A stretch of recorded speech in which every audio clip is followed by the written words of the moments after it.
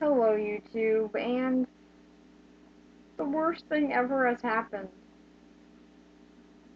My vest is in the wash. Okay, not in the wash, but in the dryer to be technical. But this is the worst thing ever. No, it's not. But yeah, I'm gonna have to wear a different vest right now. This is my backup vest. Some might say that it's sad to have a backup vest. They're right. So, this is the 8th episode of Tron Uprising called The Reward. And I gotta say, I'm not a big fan of this one. There's not really that much uniqueness in this episode, and it's pretty predictable to tell what's gonna happen at the end. So, what happens in the beginning is Tesla is looking over Argon, as he commonly does, I guess. Is that like a scheduled thing that he does? Like, oh, it's 5:30, time to look over Argon for a few minutes. Like, does he do that a lot? Um, but he's looking over Argon, feeling pretty accomplished, until one of his soldiers comes up to him, cut in half, dragging his body, and bleeding pixels out. Or at least I hope those are. At least I hope that's blood and not his innards. But he comes up to Tesla pleading for help, and then he disintegrates because that's just how it works in these worlds. Gee, does anyone actually get any hospital care? Like, if they lose a leg, then can they go to the doctor in time to fix that, or do they just disintegrate because they lost a leg? Like, can they get a robotic leg or anything? I don't know why, but this is just something that just now popped in my head. Like, can they get any artificial limbs, or do they just die if they lose a limb? But the person who was responsible for killing this completely random program in actually a pretty freaking gruesome way is none other than Beck. We totally believe that this is indeed Beck and not just a nightmare sequence. But Beck doesn't seem to be acting like himself because he seems to be moving around like a freaking puppet all of a sudden. I guess he learned that technique somewhere. And now he's taking on Tesla, but he actually defeats him in hand-to-hand combat, even though he shouldn't because of Tesla's cool arm thing, but I guess he can now. And instead of killing him automatically, he holds him down and makes him look at the most terrible thing ever to happen. Argon becoming blue. Dun dun dun! But then it turns out that it's all just a dream and he wakes up. In probably the oddest kind of bed I've ever seen. It's pretty much these like 5 wires that just come down from the ceiling on this little circular platform with light shining down on you that attach into these matrix like things on your back. Do all the programs have this? Or is this just like specifically for Tesla and like Clue and stuff? Or do all the freaking programs have these odd beds? Like, and for that matter, do they even have houses? We've never seen them with houses. So do they all have these beds, and do they all have house? Do they even have houses anywhere, or do they just live at the place that they work at? If they're homeless, do they just carry around those wires and everything to go to bed? There are a lot of problems just because of this one scene. But now, for some odd reason, Tesla is more determined than ever to stop the renegade because he had a nightmare. Of course. So now he has decided, well, I'm really determined to stop the renegade. Let's get the random public on this. So he holds a contest to win actually a pretty cool looking car, if for the reveal of the renegade. So somehow thinking that this can't go right at all, he he now leaves the contest open to anyone who can actually get out the real renegade. Beck decides, well, this seems like a good enough time to take a break from being the renegade for a bit. And Tron just says, yeah, okay. So they stop being the renegade for a bit. The curfew was lifted because that was essential. And now all these programs are trying to cash in on the renegade by just sort of pointing at someone, even if they don't know the person, saying, he's the renegade, he's the renegade. Even people who are saying that guy's the renegade actually get called upon being the renegade. So a lot of people are getting arrested and everything, but they're just having their disc scanned, so I guess they're fine. Um, and for some odd reason, no one's actually checking on Beck. Like, the guy who's hardly in any of the places when the renegade is there, no one's checking on him. Why? He's never around when the renegade is there. No one finds that at all suspicious. In fact, the only person to bring it up is Zeb, and then they just sort of say, yeah, sure, sarcastically, and then that's it. That's all they had to say on the matter. So, problem solved, I guess. But now at least Zeb, Mara, and Beck are able to hang out for a bit. But things have changed entirely because there are now military programs in the club. Because I guess military programs aren't allowed in clubs until now. Is this a big deal?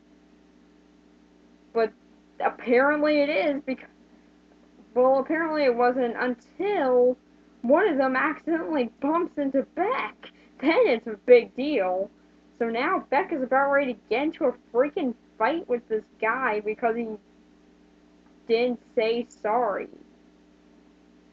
Mildly rude, I guess. Are you sure he doesn't still have that disc extension from the last episode? No, he doesn't? Okay. Um, so while they're there, they find out that one of the programs that's actually tasked in trying to bring in the renegade in that anti-renegade task force. Yeah, that's still a thing. Yeah, one of them is actually mistaken for the renegade and is brought in by a guy named Link who really has no significance on anything. He just is needed in this one episode. So, but apparently Link actually had this brought to his attention by Pavel, who is making a really odd plot to try and get the wrong renegade brought in under Tesla's demand, and then have Clue fire him for one mistake, and then replace Pavel. And to do that, he's going to change this program's disk a bit to make one event that never happened happen, with him dressed up as the renegade and for some odd reason taking off his mask to look at a window. Because that's what the renegade would do, I guess. But, so, yeah, this plot's kind of weird, mainly when you take into account Pavel's made more mistakes than Tesla has. So why would Clue put him in charge if Tesla's fired? And actually, this event does occur, and they just don't bring it up again. Big flipped alligator moment, I guess. So, yeah, this plot's really not needed at all. But they wanted to do it, I guess. But Paige finds out about what he's doing and asks, and then gets some help from Zeb and Mara, who bring up what happened in the last episode and how the Renegade and this one program that's being framed for being the Renegade were both in the same building together at the same time, so he can't be the Renegade. But Teslar's taking none of that logic because Mara touched his cape. Okay. And apparently, touching a cape is penalty of death here for some reason. Because touching a cape's illegal, I guess. All of a sudden. I don't know. So, now the fake renegade and Zeb and Mara are all going to be executed together, being torn limb from limb. God, do they like doing gruesome deaths on this show? I mean, Jesus. First we have a guy cut in half Darth Maul style. Then we have tearing a limb from limb. God. But the Renegade eventually comes in on that pretty cool looking car, which he stole from the program that actually won it. How nice of him. And never gave the thing back to him. Again, how nice. Like, yes, although I guess that this is sort of following in his character, as he never gave Zeb back his bike. So, yeah, it seems to be about right. And now, he goes in, saves Zeb and Mara and that other random program, and they all get out.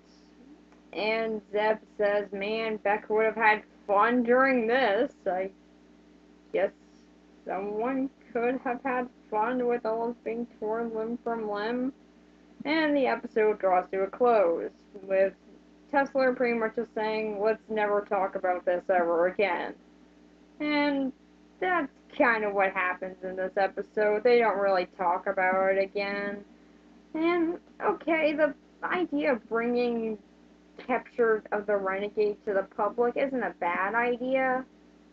It's just something that we've already seen before. This idea has been done a lot, and that makes it kind of predictable as to where it's going. Although there are some good things about it. Like, for one, the opening scene is really cool. It feels pretty dark, especially when you see this cut in half program begging for his life. That got really dark, and it's pretty cool to see, but it still feels like this is a little bit too rushed on the reason why Tesla is doing this. Just like saying, "Oh no, I looked at some grass. Might as well wage war on grass, I guess. I don't know.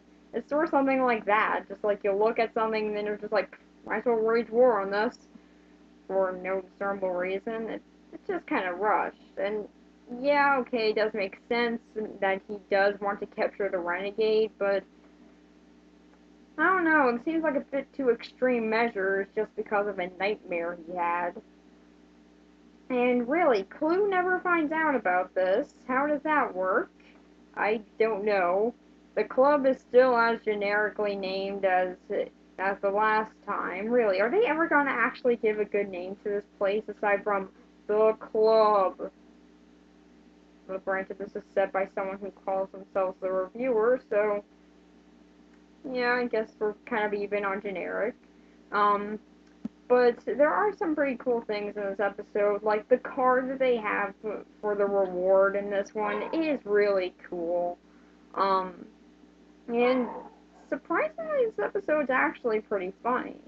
Like, there are at least 3 scenes where I thought they were really funny. So, that's something that's not really common with this show, so it's kind of interesting that they bring it up in this episode. And yeah, the jokes that work really do work. They are pretty funny. So yeah, there's at least that going for it. But yeah, if you're looking for a more story-centered episode, or at least a more interesting episode, go watch the three that I took a look at before this one, because those ones are much better. Um, or maybe even take a look at the next episode, because that one's pretty cool. But yeah, that's about it. It's kind of a funny episode, but there's not really that much that makes it stand out of all the others. I guess given the show's lineup, you would kind of expect more from it, but this isn't a bad episode, so if you're in the mood for kind of a funny episode of Tron Uprising, this is definitely one to check out. And that's about it, so yeah, bye.